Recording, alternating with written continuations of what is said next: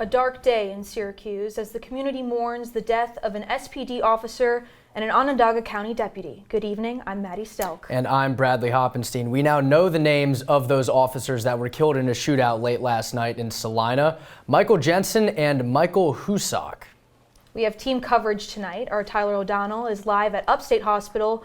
But first, let's go to our Harrison Calder, who is at the scene of the shooting. Harrison, what's the latest in Salina?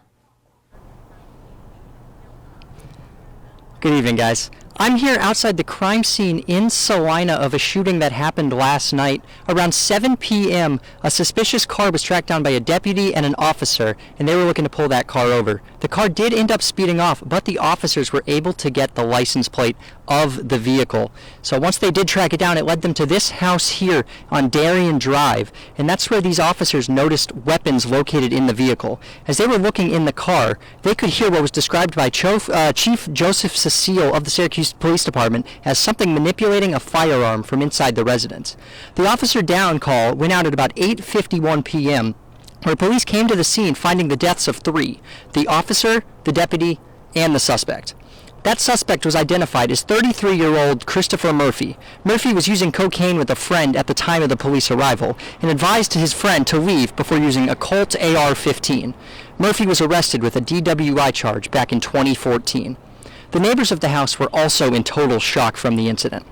One neighbor said, quote, "We've heard gunshots. It sounded like a semi-automatic. I've got 2 little ones in the house, so we were just getting them ready for bed. So we went down and took them to the basement. I figured that's the best protection."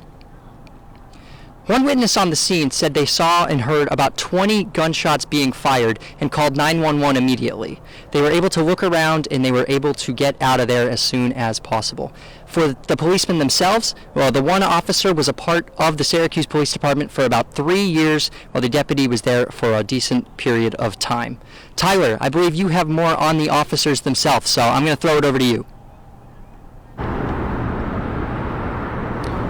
Thank you, Bradley and Maddie. Tragedy really is the only way to describe what happened at Salina last night. 2 officers were rushed to Upstate University Hospital around 10:45 p.m. When they arrived, they were labeled as critical condition. Law enforcement from all around Central New York gathered outside the hospital, showed their solidarity with each other and the then injured officers.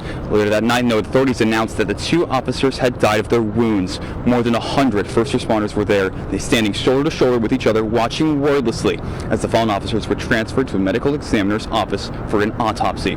The officers now have been identified as Lieutenant Michael Jensen and Lieutenant Michael Husak. The Syracuse Police Union President Joe Morin spoke in a press conference today about his thoughts regarding the incidents. An evil demon took him away from us and his family. There is not a dry eye over at the Public Safety Building today. Now, flags all around the Central New York area have been put at half-mast today to honor and commemorate the 2 fallen officers. As the situation develops, CitrusTV will have more details following this. I'm Tyler Oldano reporting from Upstate University Hospital, CitrusTV News.